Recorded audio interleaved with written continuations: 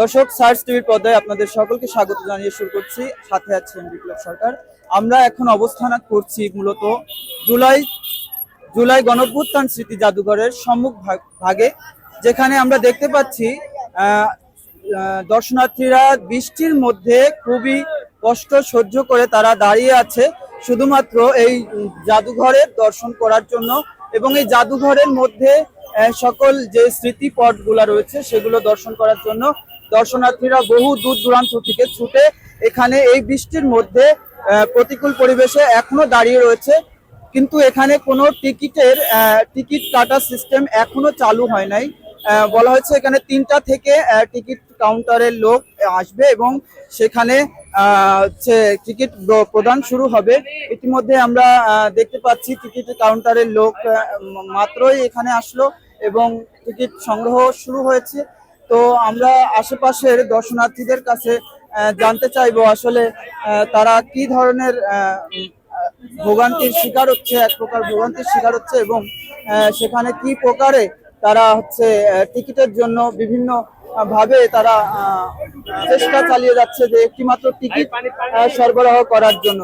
তা আমরা আশেপাশের দর্শনার্থীদের কাছে শুনবো আসলে কি ধরনের ভোগান্তি তারা শিকার হচ্ছে। হ্যালো, আসসালামু আলাইকুম। বলেন। এক ঘন্টা হয়েছে। 1 ঘন্টা ধরে দাঁড়িয়ে আছেন? টিকিট কি পেয়েছেন? না, এই যে লাইনে দাঁড়ায় আছি টিকিটের জন্য। টিকিটের জন্য এখানে টিকিট কত টাকা করে? শুনছি টিকিট 50 টাকা করে। এই টিকিটের জন্য আপনারা ঘন্টার পর ঘন্টা দাঁড়িয়ে আছেন? জি জি। তো আপনাদের কেমন অনুভূতি হচ্ছে বা কি দেখার জন্য আপনারা আসলে এত কষ্ট সহ্য করে এখানে দাঁড়িয়ে আমরা আছেন? বিগত স্বৈরাচার কিভাবে এখানে থেকে অন্যায় অত্যাচার চালাচ্ছে সেটা দেখার জন্য আগ্রহ আছে। কোথায় থাকি সে সারা দেশে অত্যাচার, অরাজকতা, গুম খুন, দখলদারিত্ব, ব্যভিচার এগুলো চালাইছে। ওই স্থান দেখার জন্য আগ্রহ আর কি।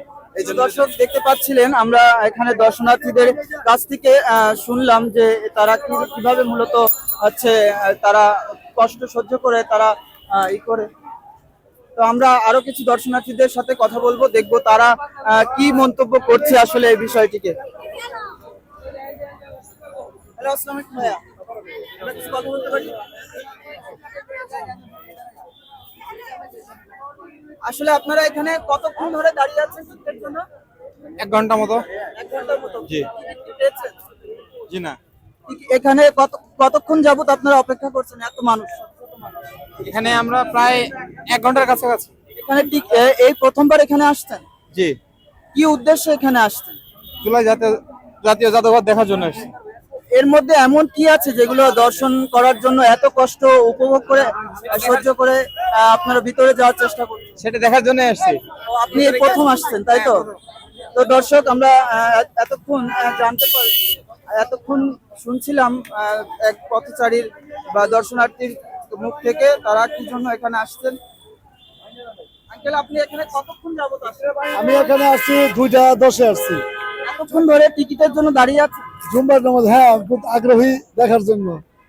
এর ভিতরে যাওয়ার কতটা আগ্রহ বা কি দেখার জন্য আপনারা মূলত এখানে আসছেন? আমরা আসছি এখানে যে অনেক কিছু দেখার আছে, জুলাই আন্দোলনের অনেক কিছু স্মৃতি আছে, অনেক কিছু এনে আয়নাঘর শুনছি আছে, এটা দেখার জন্য আসছি অনেক দূর থেকে। আচ্ছা, এখানে কোনো ব্যবস্থাপনা সম্পর্কে কিছু যদি বলতে চান? ব্যবস্থা একটু ভালো হলে, শুনছি টিভির খবর আপনাদের মাধ্যমে, ব্যবস্থা একটু ভালো হলে ভালো হয়। যদি ভলান্টিয়ার তৈরি করে আরো যদি একটু বেশি মানুষ নেয় তাহলে ভালো হয় আর কি। নিরাপত্তাটা ভালো হয়, এখানে ডিসিপ্লিনটা ভালো হয়। ডিসিপ্লিন ভাবে চলে গেলে সবাই ডিসিপ্লিন ভাবে যাবে, ডিসিপ্লিন ভাবে আসবে। কোন এমন একটা জিনিস যেটা সম্পর্কে আপনি খারাপ মন্তব্য করবেন?